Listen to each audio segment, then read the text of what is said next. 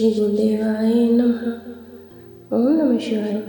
आज के शिव पुराण कथा में आप सभी भक्तों का स्वागत है। आज की कथा में श्री रुद्र संहिता पंचम खंड 6वां अध्याय त्रिपुर सहित उनके स्वामियों के वध की प्रार्थना। व्यास जी ने पूछा, हे सनत कुमार जी, जब उन त्रिपुर स्वामियों की बुद्धि उनकी प्रजा सहित मोहित हो गई तब क्या हुआ? कौन सी घटना घटी? प्रभु कृपया कर इस विषय में मेरे ज्ञान को बढ़ाइए। तब व्यास जी के प्रश्न का उत्तर देते हुए सनत कुमार जी बोले, हे महर्षि, जब उन तीनों पुरों का मुख पूर्व दिशा की ओर हो गया और तारकाक्ष, कमलाक्ष और विद्युन्माली नामक दैत्यों ने भगवान शिव का पूजन और अर्चन छोड़ दिया, तब उनके राज्य में चारों ओर दुराचार फैल गया। उस समय भगवान विष्णु और ब्रह्मा जी सभी देवताओं के साथ भगवान शिव की स्तुति करने कैलाश पर्वत पर गए। वहां पहुंचकर उन्होंने शिव जी को साष्टांग प्रणाम किया। तत्पश्चात बोले, हे देवादिदेव, हे करुणा निधान, आप सभी जीवों के आत्मस्वरूप, कल्याण करने वाले और अपने भक्तों की पीड़ा हरने वाले हो। गले में नीला चिन्ह होने के कारण आप नीलकंठ कहलाते हैं। हम हाथ जोड़कर आपको प्रणाम करते हैं। आप सब प्राणियों एवं देवताओं के लिए वंदनीय हैं तथा सबकी बाधाओं और विपत्तियों को दूर करते हैं। भगवान, आप ही रजोगुण, सतोगुण और तमोगुण के आश्रय से ब्रह्मा, विष्णु और महेश के अवतार धारण कर जगत की सृष्टि, पालन और संहार करते हैं। आप ही अपने भक्तों को इस भव सागर से पार कराने वाले हैं। वेद आपके पर ब्रह्म स्वरूप और तत्व रूप का वर्णन करते हैं। आप सर्वव्यापी, सर्वात्मा और इन तीनों लोकों के अधिपति हैं। आप सूर्य से भी अधिक तेजस्वी और देदीप्यमान हैं। हम आपको नमस्कार करते हैं। आप ही इस प्रकृति के प्रवर्तक हैं तथा सब प्राणियों के शरीर में रहते हैं। ऐसे परमेश्वर को हम प्रणाम करते हैं। हे शिव शंभो, तारकाक्ष, कमलाक्ष और विद्युन्माली नामक त्रिपुर स्वामियों ने हम देवताओं को अनेक प्रकार से परेशान कर प्रताड़ित किया है। वे देवताओं का विनाश करने के लिए उन्मुख हैं। हे प्रभु, हम आपके शरण में आए हैं। भगवान, उन असुरों का विनाश करके हमारी रक्षा कीजिए।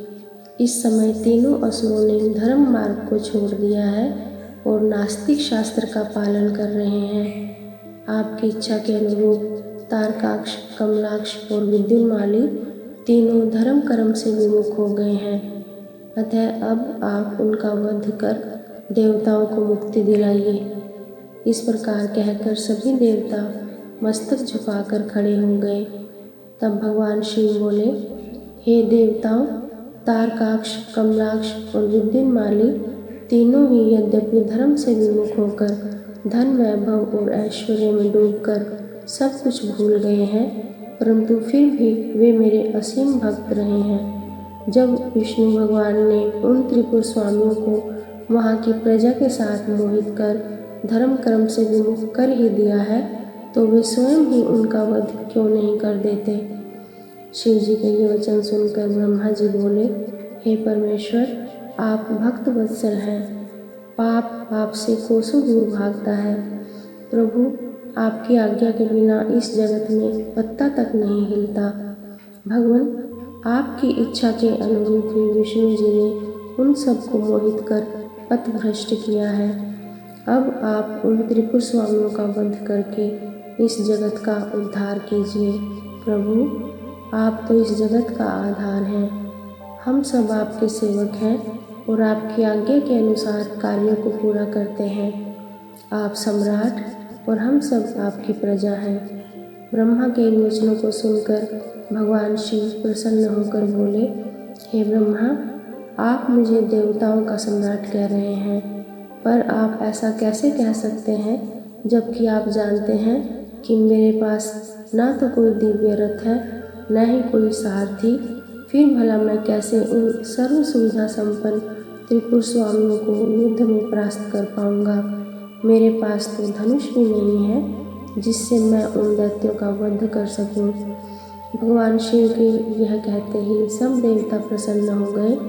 उन्होंने कहा कि प्रभु, यदि आप उनका वध करने के लिए तैयार हैं तो हम सभी आपके लिए रथ तथा अन्य शस्त्र सामग्री का प्रबंध कर देंगे। 7वां अध्याय, देवताओं द्वारा शिव स्तवन। सनत कुमार जी बोले, हे व्यास जी, जैसे ही शरणागत भक्त वत्सल भगवान शिव ने देवताओं की प्रार्थना को स्वीकार कर तारकाक्ष, कमलाक्ष और विद्युन्माली का वध करने का मन बनाया, उसी समय देवी पार्वती अपने पुत्र को गोद में लेकर वहां आई। तब जगत जननी माँ जगदम्बा को आता देखकर ब्रह्मा विष्णु सहित अन्य देवताओं ने हाथ जोड़कर उन्हें प्रणाम किया। अपने पुत्र को देख भगवान शिव उन्हें प्यार करने लगे। तब देवी पार्वती भगवान शिव को अपने साथ लेकर अपने भवन के भीतर चली गई। भगवान शिव के इस प्रकार बिना कुछ कहे अपने भवन में चले जाने के कारण सब देवता बहुत दुखी हो गए, परंतु उन्होंने वहीं खड़े रहकर भगवान शिव की प्रतीक्षा करने का निर्णय लिया। उस समय वे दैत्यों के भाग्य की प्रशंसा करने लगे। वे सब देवता वहीं शिवजी के भवन के द्वार पर खड़े थे। तभी भगवान शिव के गण ने अपने स्वामी के द्वार पर भीड़ जमा देखकर उन पर आक्रमण कर दिया। देवता इस अनजान खतरे से संभल न सके और अपने प्राणों की रक्षा के लिए इधर उधर दौड़ने लगे। कई साधु और ऋषिगण गिर पड़े। चारों ओर हाहाकार मच गया। तब भयभीत होकर सब देवता भगवान श्री हरि विष्णु की शरण में गए। देवताओं को समझाते हुए श्री हरि विष्णु ने कहा, देवताओं तथा मुनिगणों, आप लोग क्यों इतना दुखी हो रहे हैं? महान पुरुषों की आराधना करने में दुख तो आते ही हैं। इन कष्टों को झेल कर ही भक्त की दृढ़ता बढ़ती है और तब वह अपने आराध्य देवों को प्रसन्न कर पाता है। भगवान शिव तो समस्त गणों के अध्यक्ष तथा परमेश्वर हैं। आप सब मिलकर भगवान आशुतोष की प्रसन्नता के लिए ओम नमः शिवाय शुभम शुभम कुरु कुरु शिवाय नमः ओम मंत्र का 1 करोड़ बार जाप करो। वे इससे अवश्य ही प्रसन्न होंगे और हमारा कार्य पूरा करेंगे। भगवान श्री हरि विष्णु के इन वचनों को सुनकर सभी देवता बहुत प्रसन्न हुए और सहर्ष भगवान शिव की आराधना करने लगे। अपने कार्य की सिद्धि के लिए उन्होंने 1 करोड़ बार विष्णु जी द्वारा बताए गए मंत्र का जाप करना आरंभ कर दिया। जैसे ही उनकी यह आराधना संपन्न हुई, भगवान शिव उनके सामने प्रकट हो गए। भगवान शिव बोले, मैं आपकी इस उत्तम आराधना से बहुत प्रसन्न हूँ। आप अपना इच्छित वर मांगे। प्रभु के ये वचन सुनकर देवता बोले, हे देवादिदेव, हे जगदीश्वर, आप सबके कल्याण करता है।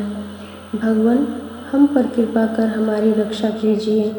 आप त्रिपुर स्वामियों का वध करके हमें भय से मुक्ति दिलाएं। तब भगवान शिव देवताओं की प्रार्थना सुनकर पुनः बोले, हे हरे, हे ब्रह्मा, हे देवगण तथा मुनियों, जैसा आप चाहते हैं वैसा ही होगा। मैं अवश्य ही आपकी आराधना सफल करूँगा। हे विष्णु, आप इस जगत के पालन करता है, इसलिए त्रिपुर विनाश के लिए आप मेरी सहायता करें। मेरे लिए दिव्य रथ, सारथी और धनुष सहित आवश्यक सामग्री की व्यवस्था करें। सनत कुमार जी बोले, मुने, भगवान शिव की इच्छा जानकर सब देवता बहुत प्रसन्न हुए तथा शिव जी की आज्ञा अनुसार समस्त युद्ध सामग्री की व्यवस्था करने लगे। मुने, देवताओं द्वारा शिव जी को प्रसन्न करने के लिए 1 करोड़ बार जपा गया यह मंत्र महान पुण्यदायी है। यह शिव जी को तुरंत प्रसन्न करने वाला तथा भक्ति मुक्ति के मार्ग पर ले जाने वाला है। यह मंत्र शिव भक्तों की सभी कामनाओं और इच्छाओं को पूरा करता है। इस मंत्र से धन यश की प्राप्ति होती है और आयु में वृद्धि होती है। यह निष्काम मनुष्यों के लिए मोक्ष प्राप्ति का साधन है। जो मनुष्य भक्ति भाव और शुद्ध हृदय से इस मंत्र को जपता है, उसकी सभी अभिलाषाएं भक्त वत्सल कल्याणकारी भगवान शिव अवश्य ही पूरी करते हैं। 8वां अध्याय, दिव्य रथ का निर्माण। व्यास जी ने सनत कुमार जी से पूछा, हे सनत कुमार जी, आप अत्यंत बुद्धिमान और सर्वज्ञ हैं। आपने मुझे अद्भुत शिव कथा सुनाने की कृपा की है। मुनि, जब भगवान शिव ने देवताओं के अभीष्ट कार्यों को पूरा करने के लिए त्रिपुर स्वामियों का वध करने हेतु विष्णु जी से दिव्य रथ का निर्माण करने के लिए कहा, तब विष्णु जी ने क्या किया? दिव्य रथ का निर्माण किसने और कैसे किया? सूत जी बोले, हे मुने, व्यास जी की यह बात सुनकर सनत कुमार जी ने भगवान शिव के चरणों का ध्यान करके कहा, भगवान शिव के लिए दिव्य रथ के निर्माण करने के लिए देवताओं ने अपने शिल्पी विश्वकर्मा को बुलाकर उन्हें कार्य सौंपा। तब भगवान शिव के अनुरूप ही विश्वकर्मा ने उनके लिए रथ का निर्माण किया। उस रथ के समान कोई दूसरा रथ नहीं था। वह दिव्य रथ सोने का बना हुआ था। उस रथ के दाएं पहिए में सूर्य और बाएं पहिए में चंद्रमा लगे हुए थे। सूर्य के पहिए में 12 अर्रे लगे हुए थे, जो कि 12 महीनों का प्रतिनिधित्व कर रहे थे, और चंद्रमा के पहिए में लगे 16 अर्रे चंद्रमा की 16 कलाओं का प्रदर्शन कर रहे थे। ब्रह्मांड में विद्यमान अश्विनी आदि 27 नक्षत्र उस रथ के पीछे के भाग की शोभा बढ़ा रहे थे। 6 ऋतु सूर्य और चंद्रमा के बने पहियों की धुरी बनी। अंतरिक्ष रथ के आगे का भाग और मंदराचल पर्वत उस रथ में बैठने का स्थान बना, तथा संवत्सर रथ का वेग बनकर उसे गति प्रदान करने लगा। इंद्रियां उस दिव्य रथ को चारों ओर से सुसज्जित किए थी, तथा श्रद्धा रथ की चाल बनी। वेदों के अंग रथ के भूषण तथा पुराण, न्याय, मीमांसा तथा धर्मशास्त्र आदि रथ की शोभा बढ़ाने लगे। महान तीर्थ पुष्कर दिव्य रथ की ध्वज पताका बनकर फहराने लगे। विशाल समुद्रों ने रथ के बाहरी भाग का निर्माण किया। गंगा यमुना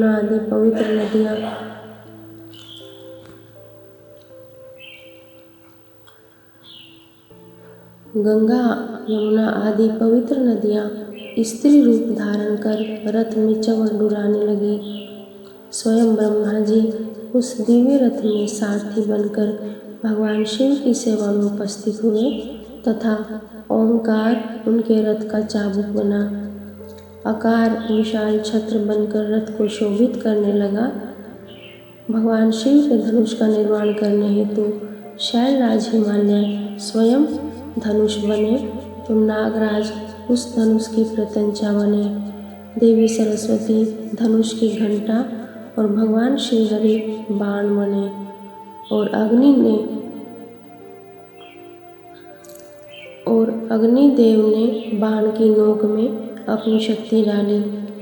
ऋग्वेद, सामवेद, यजुर्वेद तथा अथर्ववेद उस दिव्य रथ में घोड़े बनकर जुट गए।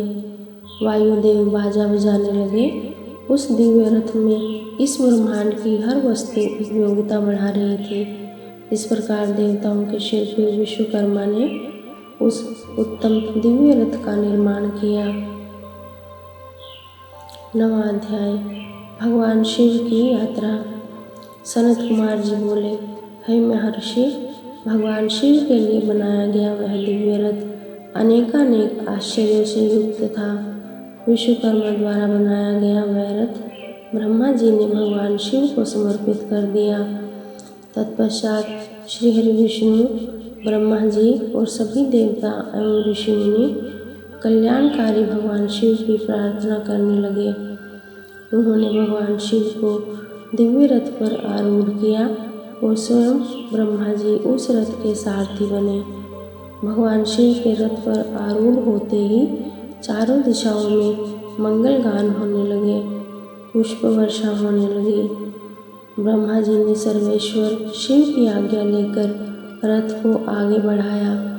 वह उत्तम दिव्य रथ भगवान शिव को लेकर विद्युत की गति से आकाश में उड़ने लगा।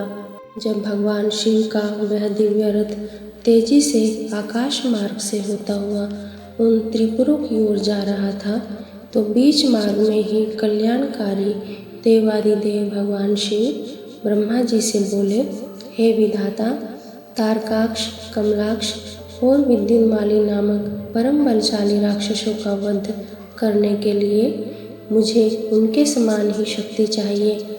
वे तीनों असुर पहले मेरे परम भक्त थे, परंतु श्रीहरि की माया से मोहित होकर उन्होंने भक्ति मार्ग को त्याग दिया है। अब उन त्रिपुर स्वामियों में तामसिक प्रवृत्ति बढ़ गई है, पशुत्व बढ़ गया है। अतः उन तीनों दैत्यों का संहार करने के लिए मुझे भी पशुओं की सी शक्ति की आवश्यकता होगी। अतः आप सब देवता पशुत्व की वृद्धि करने हेतु पशुओं का आधिपत्य मुझे प्रदान करें, तभी उन असुरों का वध हो पाएगा। भगवान शिव के इस प्रकार के वचन सुनकर सभी देवता चिंतित हो गए और सोच में डूब गए। पशुत्व की बात सुनकर उनका मन अप्रसन्न हो गया। देवताओं को सोच में देखकर भक्त वत्सल भगवान शिव को स्थिति समझते देर न लगी। वे देवताओं की चिंता तुरंत समझ गए। देवताओं से भगवान शिव ने कहा, देवताओं, इस प्रकार दुखी मत हो, मैं तुम्हारे दुख का कारण समझ गया हूँ। तुम लोग यह कदापि मत सोचो कि पशुत्व से तुम्हारा पतन हो जाएगा। मैं तुम्हें पशुत्व से मुक्ति का मार्ग बताता हूँ। हे देवताओं, जो भी पवित्र मन और स्वच्छ निर्मल हृदय एवं उत्तम भक्ति भावना से दिव्य पशुपत व्रत को पूरा करेंगे, वे सदा सदा के लिए पशुत्व से मुक्त हो जाएंगे। तुम्हारे अतिरिक्त जो मनुष्य भी पशुपत व्रत का पालन करेंगे, उन्हें भी पशुत्व से मुक्ति मिल जाएगी।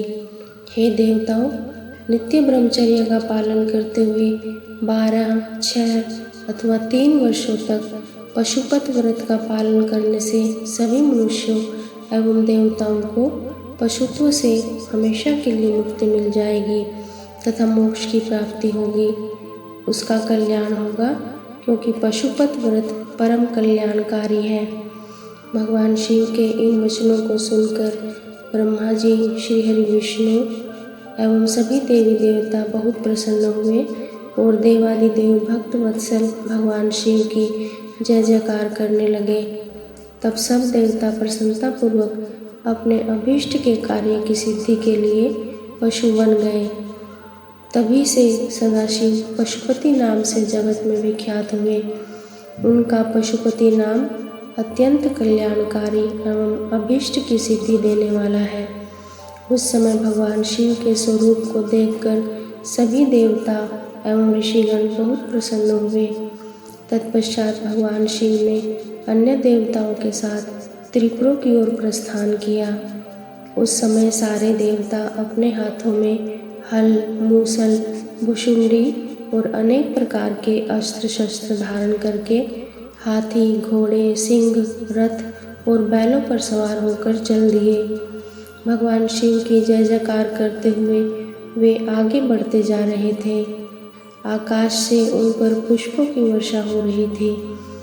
कल्याणकारी भगवान शिव के साथ उनके केश, विगतवास, महाकेश, महाजवर, सोमवल्ली, स्वर्ण, सोमक, सनक, सोमधृक, सूर्यवर्चा, सूर्यप्रेक्षणक, सूर्याक्ष, सूर्यनामा, सुर, सुंदर, प्रस्कंद, कुंदर, चंड, कंपन, अतिकंपन, इंद्र, इंद्रजय, यंता, हिमकर, शताक्ष, पंचाक्ष, सहस्त्राक्ष, महोदर, सतीजगु, शताश्य, रंग, कर्पूरपूतन, द्विशिख, त्रिशिख, अहंकार कारक, अजवक्त्र, अष्टवक्त्र, हयवक्त्र, अर्धवक्त्र आदि महावीर बलशाली गणाध्यक्ष उनको घेर कर चल रहे थे।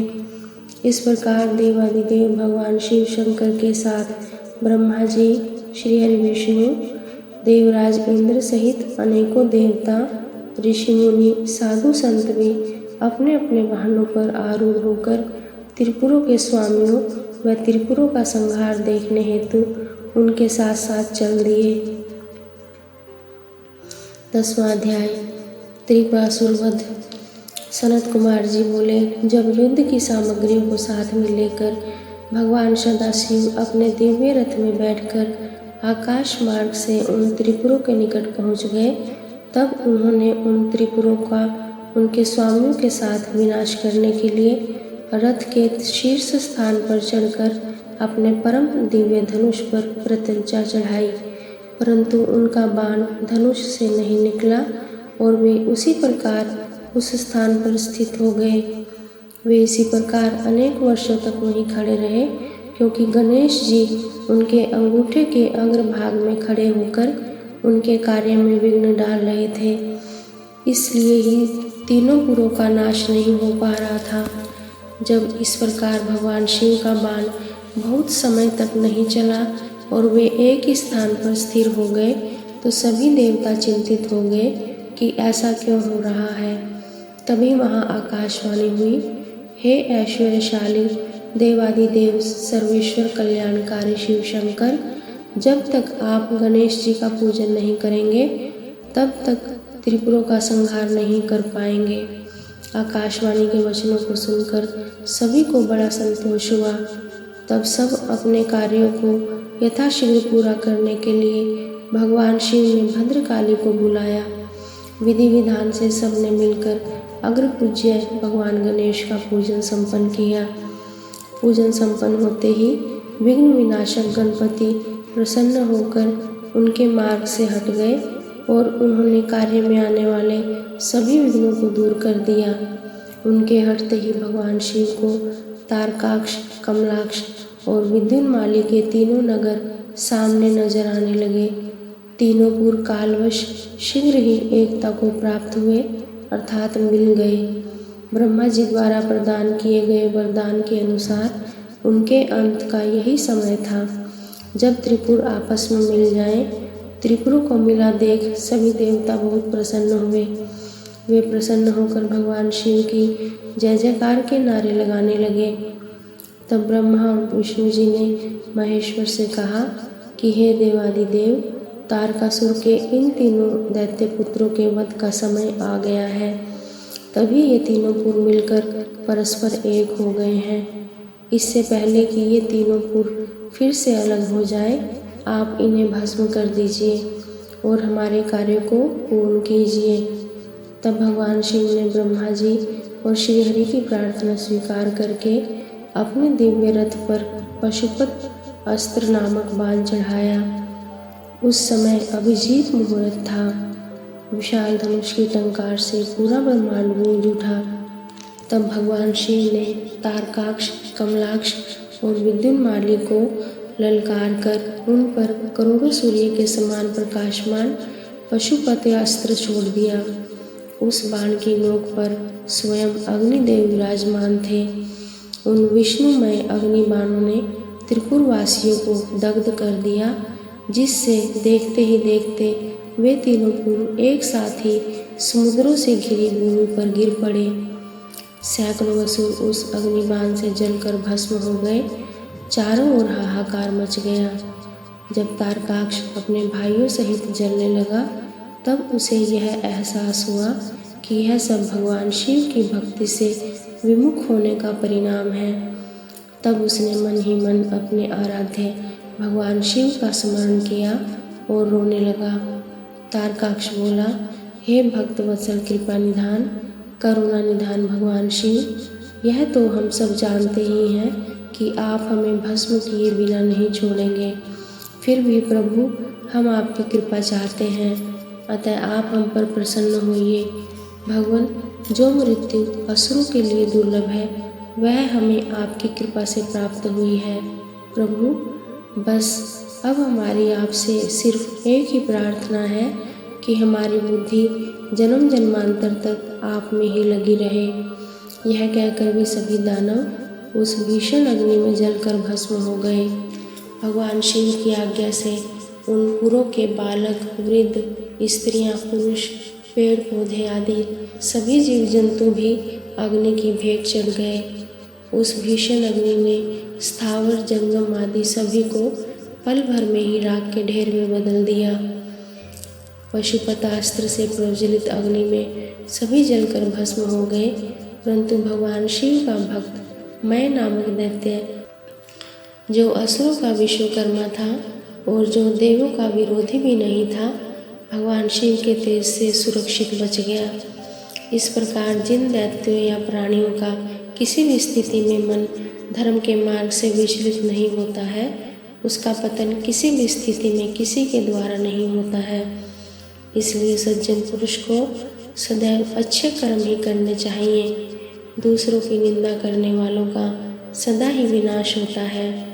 अतः हम सभी को पर निंदा से बचना चाहिए और अपने बंधु बांधवों के साथ इस जगत के स्वामी भगवान शिव की आराधना में तन्मय होकर लगे रहना चाहिए। ओम नमः शिवाय। आज की कथा में इतना ही। शेष कथा अगले भाग में। श्री शिवार्पणमस्तु।